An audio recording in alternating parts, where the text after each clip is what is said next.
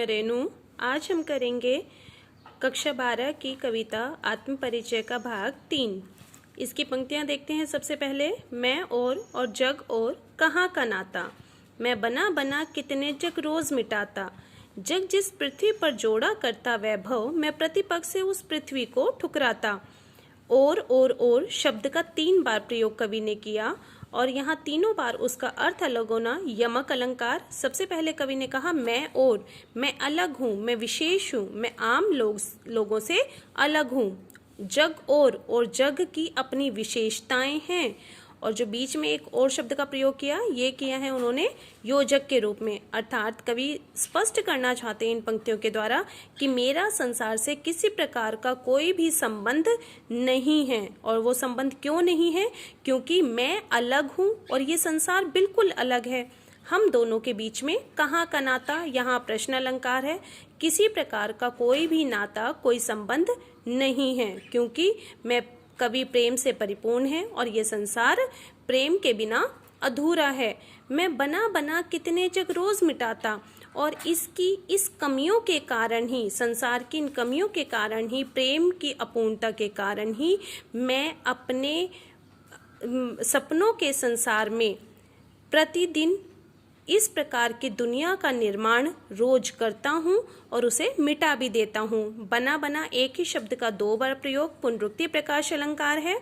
और यहाँ बना से मतलब है निर्माण करना, नया बनाना, कि मैं इस प्रकार के जग ना जाने कितनी बार उनका निर्माण करता हूँ और उन्हें नष्ट भी कर देता हूँ। कवि इस संसार से अलग क्यों होते हैं और अपना नाता क्यों नहीं स्पष्ट करते उसे कि मेरा इससे कोई संबंध नहीं है, ऐसा उन्होंने क्यों कहा?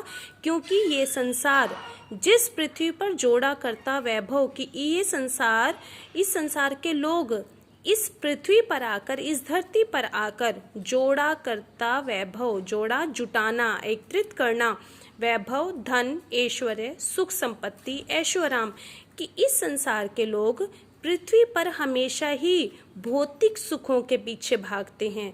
धन, वैभव, ऐशोआराम, उनको जुटाने का प्रयास करते रहते हैं, जबकि मैं प्रतिपग से उस पृथ्वी को ठुकराता, जबकि मैं हर कदम से उन भौतिक सुखों को ठुकराता जाता हूँ। उस पृथ्वी को जो भौतिक सुखों से, सांसारिक सुखों से भरी हुई है, मैं उसे ठुकराता जाता हूँ। मैं निज रोदन में राग लिए फिरता हूँ, शीतल वाणी में आग लिए फिरता हूँ। मैं निज शब्द का अर्थ है अपने, रोदन रोना, दुखी होना, राग प्रेम, शीतल वाणी कोमल वाणी, शीतलता प्रदान करने वाली आवाज, आग अग्नि का प्रभाव। मैं निज रोदन में, कवि कहते हैं कि मैं हर परिस्थितियों में किस प्रकार प्रेम सबको बांटना चाहता हूँ, कि जब मैं रोता भी हूँ, मैं अपने रोने में, अपने दुखी होने में, अपनी करुणा में भी मैं प्रेम को लेकर घूमता हूँ। अर्थात मेरा स्वभाव है कि मैं अपने करुणा में भी मेरे प्रेम का समावेश रहता है। और शीतल वाणी में आग, शीतल वाणी का जो स्वभाव होता है वो होता है सबको शीतलता देना, सबको शीतलता प्रदान करना। जबकि कवि कहते हैं मेरी शीतल वाणी में आग है, अर्थात मेरी शीतल वाणी में वो प्रभाव है, मेरी रचनाओं में वो प्रभाव है कि वो लोगों के अंदर वो जोश, वो उत्साह उत्पन्न कर देती है, जिससे समाज में क्रांति लाई जा सकती है, समाज में परिवर्तन लाया जा सकता है। हो जिस पर भूपों के प्रासाद निछावर, भूपों के, राजाओं के प्रासाद, महल, उनके सुख संपत्ति, भौतिक सुख, खंडर, अवशेष, भाग किसी का भग्नावशेष। कवि ने अपने प्रेम का जो भाग है उसको खंडर का भाग बताया है, कि जो प्रेम मेरे पास शेष बचा है वो प्रेम राजाओं के महलों से भी बढ़कर है। अर्थात कवि ने इस संसार के भौतिक सुखों से कहीं बढ़कर प्रेम के टुकड़ों को बताया है, कि प्रेम के जो भग्नावशेष होते हैं वो राजाओं के महलों से भी बढ़कर होते हैं।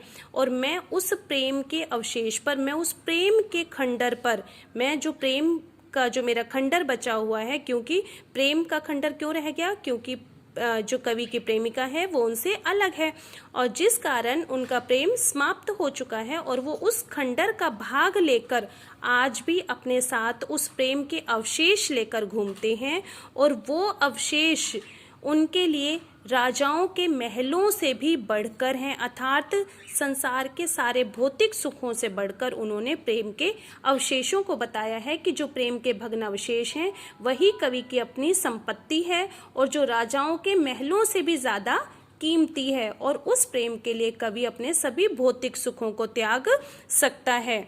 मैं रोया इसको तुम कहते हो गाना, मैं फूट पड़ा तुम कहते छंद बनाना। अब इन पंक्तियों में कवि ने अपने व्यक्तित्व की विशेषता और अपने दीवानेपन से एक नए समाज के सृजन की क्षमता को दर्शाया है। कि कवि कहते हैं कि मैं कोई कवि नहीं हूँ, मैं कोई रचनाकार नहीं हूँ, ये तो सिर्फ मेरे मन के भाव हैं जो कविताओं के माध्यम से, रचनाओं के माध्यम से छंद बन जाते हैं। वो कहते हैं मैं रोया कि जब मैं दुखी होता हूँ, मेरे अंदर जब करुणता उत्पन्न हो जाती है, और उस करुणता के भावों को जब कवि कहता है, लिखता है, तो वो उसके अंदर के भाव होते हैं जिसको संसार के लोग, जिसको तुम कहते हो गाना, कि मैं जब रोता हूँ, मैं जब दुखी होता हूँ, और जब भी मैं उस स्थिति में कुछ लिखता हूँ, वो संसार के लोगों के लिए गाना बन जाता है। मैं फूट पड़ा, फूट पड़ना यहाँ पर पीड़ा का जो भाव है, उस भाव आवेग में आकर उन भावों का उभर पड़ना, निकल जाना, कि मैं फूट पड़ा। जब मेरे मन के जो भाव हैं वो आवेग में आकर जब निकल पड़ते हैं, रचनाओं का जब वो रूप ले लेते हैं, तो ये संसार के लोग, तुम कहते, संसार के लोग कहते हैं वाह क्या सुंदर छंद बनाया है, कितनी सुंदर कवि ने रचना की है। अर्थात मैं कोई कवि नहीं हूँ, ये तो मेरे मन के भाव हैं जो कविताओं के, रचनाओं के माध्यम से निकलकर सामने आ जाते हैं। कवि कहते हैं क्यों कवि कहकर संसार मुझे अपनाए, मैं दुनिया का हूँ एक नया दीवाना। कवि कहते हैं कि मैं कोई कवि नहीं हूँ, फिर भी ना जाने ये संसार के लोग मुझे कवि क्यों कहते हैं। मैं तो अपने मन के भावों को ही दर्शाता हूँ, और मेरे मन के भाव सिर्फ प्रेम के भाव हैं। मैं तो इस दुनिया का ही एक नया दीवाना हूँ, और दीवाना कि मैं सिर्फ इस दुनिया में प्रेम का दीवाना हूँ, जो मस्ती का, प्रेम का संदेश लेकर फिरता हूँ, और संसार के लोगों को लगता है कि मैं कोई कवि हूँ जो अपनी रचनाएं कहता है। उसके साथ ही कवि कहते हैं मैं दीवानों का वेश लिए फिरता हूँ, मैं मादकता निशेष लिए फिरता हूँ।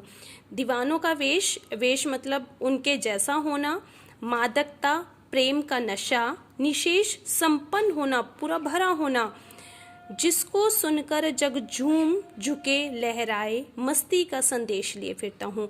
अब इन पंक्तियों में कवि कहते हैं कि मैं उस मस्ती का संदेश, वो प्रेम का संदेश लेकर घूमता हूँ, और वही संदेश मैं इस संसार के, इस जग के लोगों को देना चाहता हूँ।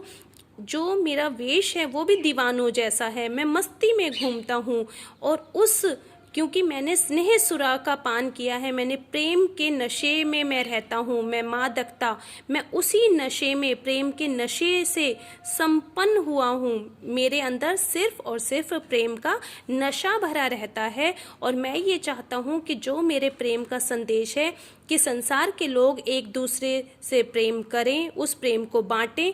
मैं चाहता हूँ मेरे इस संदेश को सुनकर ये संसार झूमे, झुके, लहराए, अर्थात मेरे संदेश को संसार के लोग समझें, उसे अपनाएं, और उसके साथ इस संसार की अपूर्णता को दूर करें। और यही मस्ती का, प्रेम का संदेश मैं संसार के लोगों को देना चाहता हूँ। धन्यवाद बच्चों।